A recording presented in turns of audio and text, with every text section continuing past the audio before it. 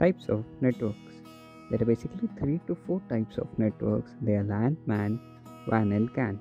But I'm going to explain a few more. Let's start with LAN. LAN stands for Local Area Network. LAN is the simplest type of network. It connects group of computers and other devices together within a short range. Say a floor or an entire building or a couple of buildings to share information and resources. A small cyber cafe connection or a small business connection can be called as LAN. This type of network is used for a smaller geographical range of area. Next is CAN, that is Campus Area Network. CANs are larger than LANs and smaller than WANs. CAN, as the name specifies, the network which ranges up to a specific campus.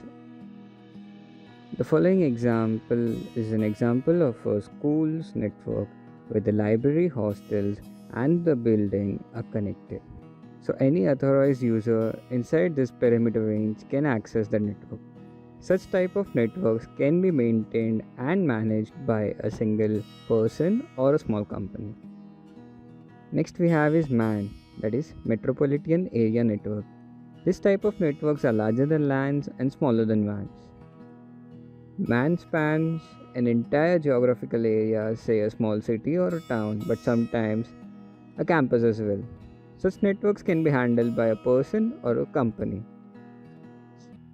Next we have is WAN, that is Wide Area Network. Multiple LANs and more complex networks leads to WAN. WAN can be connection of 2 or more nations or maybe more. WAN's ownerships and maintenance is handled by multiple administrators. Such networks cannot be handled by a single administrator. WAN is the largest network so far. Here's one thing, Internet is the most widely spread network, but Internet can't be called as a WAN. Internet may be used by a WAN, but Internet is not WAN.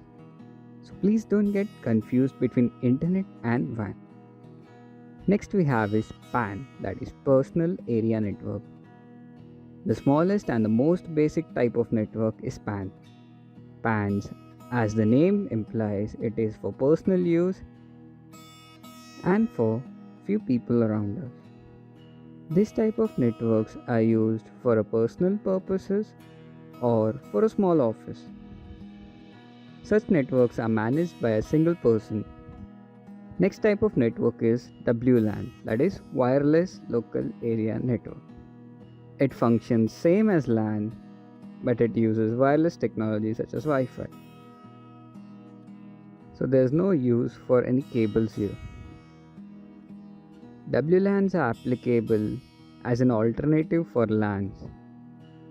Consider an example where you have a router at your home and you are accessing internet using Wi-Fi. That is basically a WLAN. Next we have a SAN, that is Storage Area Network.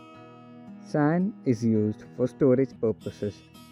So in a dedicated high-speed network that shares and accesses a lot of data from servers, this type of network can't rely on LAN or WAN for their storage. Instead, they use SAN for storage purposes so that high-speed data is maintained.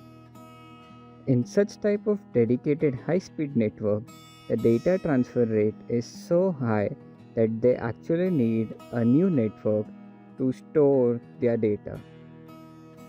We also have another type of SAN, that is System Area Network. This term is still new. It is used to explain a relatively local network that is designed to provide a high-speed connection in server-to-server applications, storage area networks, processor-to-processor applications. It means system area networks are basically used between two servers, SANs, to provide high-speed connection between them. The next type of network is VPN. VPN is Virtual Private Network. VPN is often termed as a tunnel between two hosts that hides traffic from going out of that tunnel. We have often used VPN where Some sites are not allowed in some countries but allowed in other. So using VPN, we can use it, but you can't trust free VPNs. The last type of network is EPN, Enterprise Private Network. This type of network are built and owned by businesses that want to securely connect its various locations to share computer resources. This is basically a secure type of a network which enterprises create so that their employees can access it from their office or from their home. This can basically be an example of a secured remote connection. Whichever of the type of network you might be using, maintenance is one of the most important thing in a network. If you won't maintain it, it won't work well. Along with the maintenance, security is one of the most important thing in the network.